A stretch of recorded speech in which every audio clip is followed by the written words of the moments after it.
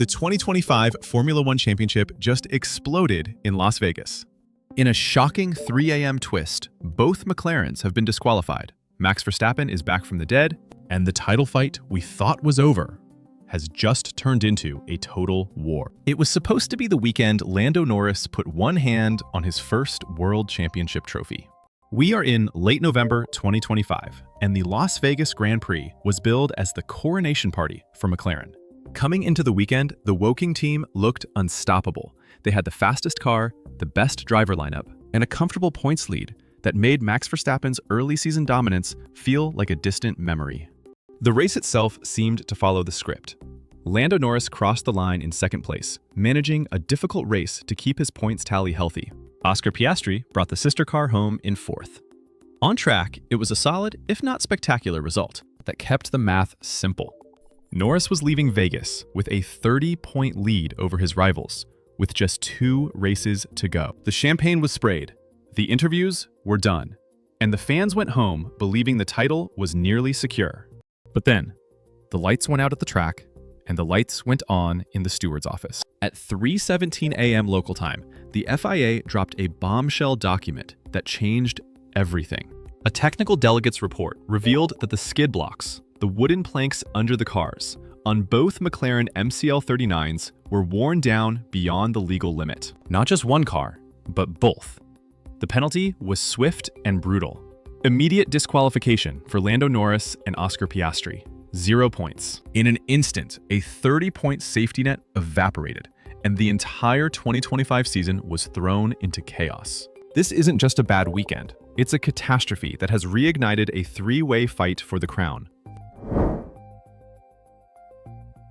Let's talk about exactly what happened in those early morning hours, because the confusion was absolute. Most European fans woke up to the news, but for those in Vegas, it was a sleepless night of refreshing Twitter. The FIA technical delegates were conducting their standard post-race checks when they discovered the issue. The rules are black and white. The plank under the car must be at least 9 millimeters thick. It's a rule designed to stop teams from running their cars too low to the ground to gain aerodynamic grip. When the calipers came out, both McLaren cars failed. The stewards had no choice. There is no gray area here. You are either legal or you are out. The team tried to argue that the bumpy Vegas strip caused unexpected wear, citing mitigating circumstances and limited practice time due to the cold weather. But the FIA stood firm.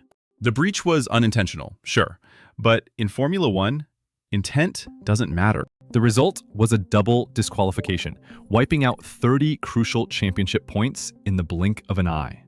It is the single most expensive technical failure in McLaren's recent history. So where does this leave the title fight? If you are a Lando Norris fan, you might want to look away. Before the disqualification, Norris sat comfortably on 390 points. Max Verstappen, who inherited the race win after the penalties, was trailing significantly. But do the math now. Norris stays on 390 because he scored 0.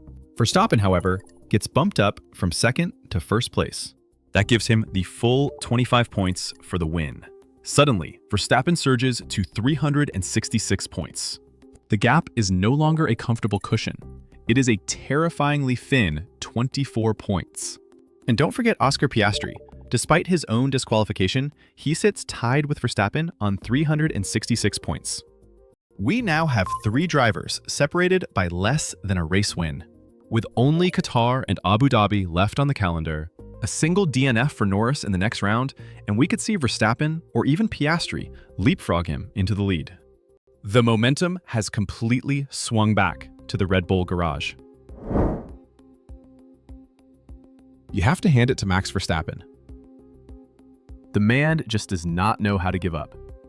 All weekend in Vegas, the Red Bull looked like the 3rd fastest car at best. He qualified well, but struggled with tire graining in the first stint. On track, he was beaten fair and square by the Mercedes of George Russell and the McLaren of Norris. He crossed the line in 3rd, looking frustrated and defeated. He even gave a grumpy interview about damage limitation. But Formula One is a sport of valid machinery, not just fast drivers. By keeping his nose clean and his car legal, Verstappen pulled off the heist of the century. He didn't just inherit a win, he inherited a lifeline. This victory is his 5th of the season, but undoubtedly his most important. It breaks McLaren's psychological stranglehold. We've seen this before. When Max smells blood, he becomes a different animal. He knows now that the McLaren isn't invincible. It's fragile. And that doubt is going to eat away at Norris for the next 2 weeks.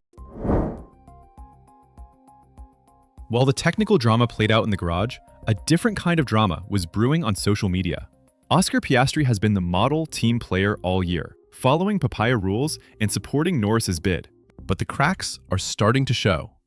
Just days before the race, Piastri caused a massive stir by reposting a quote from former F1 boss Bernie Ecclestone. The quote claimed that McLaren prefers the English driver because Norris has more star quality. By sharing this on his Instagram, Piastri wasn't just sharing news, he was sending a message. He feels sidelined. He feels like his own title ambitions have been sacrificed for Lando. And now, after being disqualified from a race where he was forced to play the supporting role yet again, that frustration is going to boil over. He is tied on points with Verstappen now. Technically, he is still in this fight.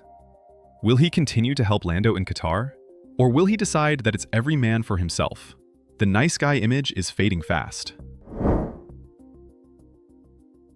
Let's revisit the race strategy itself, because even before the disqualification, things were messy.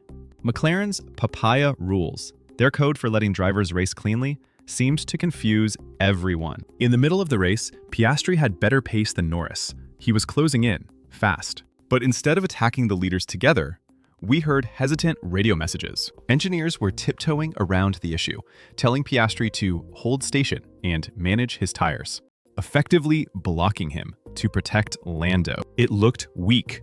It looked like a team that is afraid to make the hard calls. And ultimately, it was all for nothing. They manipulated the race result to maximize Lando's points, only to lose all of them in the inspection bay. This double blow is a strategic nightmare for team principal Andrea Stella. He has to explain to the board why they sacrificed Piastri's race for a car that wasn't even legal. The trust between the pit wall and the cockpit is at an all-time low right now.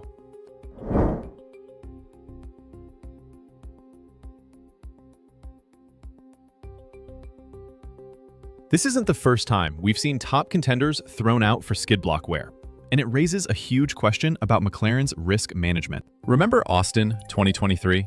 Lewis Hamilton and Charles Leclerc were disqualified for the exact same reason.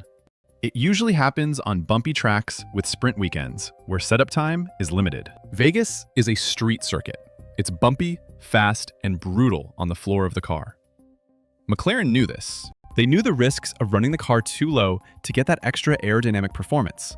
They got greedy. They pushed the limits of the regulations to squeeze every thousandth of a second out of the car.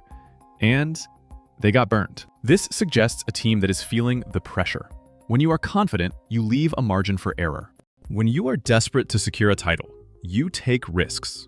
This technical failure is a symptom of the immense pressure resting on the team's shoulders. They tried to be perfect, and instead, they were illegal. The aftermath was painful to watch. Andrea Stella, usually the calmest man in the paddock, looked visibly shaken as he faced the media. He issued a public apology to both Lando and Oscar, taking full blame on behalf of the team. He called it an unintentional error caused by the unique challenges of the Las Vegas Strip.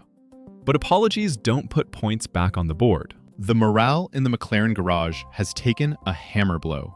Imagine being a mechanic who worked 20-hour days all weekend, executing perfect pit stops, only to find out the engineers got the ride height wrong by a millimeter. That kind of heartbreak can break a team's spirit. They have to fly immediately to Qatar for the next race. There is no time to grieve. They have to rebuild the cars, reset their minds, and try to forget that they just threw away the World Championship lead. It is going to be a very quiet flight to the Middle East. So what happens next? We head to Qatar, a track known for high speeds and punishing curbs. It is another nightmare scenario for car setup. If McLaren raises the ride height to be safe, they lose speed.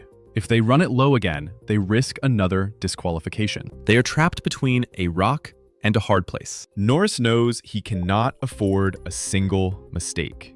The gap is 24 points. If Max wins in Qatar and Lando has a DNF, Max takes the lead heading into the finale. The pressure on Lando Norris is now unimaginable. He has never fought for a title before. He was cruising, and now he is fighting for his life. We are going to see what he is really made of. Will he crumble under the weight of this disaster, or will he bounce back like a champion? The Lusail International Circuit will be the ultimate test of nerve for the young Brit.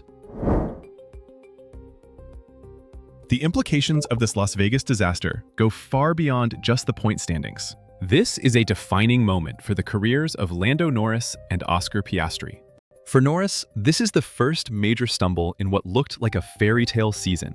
How he responds to the setback will define his legacy. Great champions like Schumacher, Hamilton, and Vettel faced moments like this and came back stronger. If Norris lets this slide affect his driving in Qatar, the choker label will stick to him forever. For Piastri, the implications are even more complex. He is now mathematically tied with Verstappen, technically a title contender again, yet his team treats him as a number 2. If McLaren asks him to move over for Norris in Qatar, and he refuses, it could tear the team apart. We are looking at a potential civil war inside Woking. And for the fans, this is the best possible news. A season that looked dusted and done is now wide open. We have a 3-way shootout, technical intrigue, teammate rivalry, and a defending champion who has been gifted a second chance. The next 2 races aren't just sporting events. They are psychological thrillers. Every practice session, every qualifying lap, and every radio message will be scrutinized. The 2025 season didn't end in Vegas. It just began. The rulebook is brutal, but it's the same for everyone. McLaren gambled and lost. And now the Sharks are circling. Can Lando hold his nerve, or has the pendulum swung too far? Let me know in the comments if you think the title is slipping away.